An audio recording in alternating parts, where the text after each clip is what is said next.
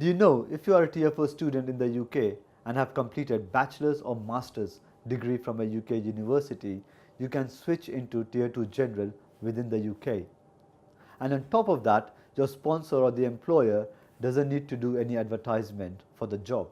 That's right, you don't need to meet the resident labour market test for sponsoring a student in the UK. If you're still waiting for your results, you can apply for the job and get sponsorship. You should look at the register of sponsors of the Home Office to get the right sponsor for you.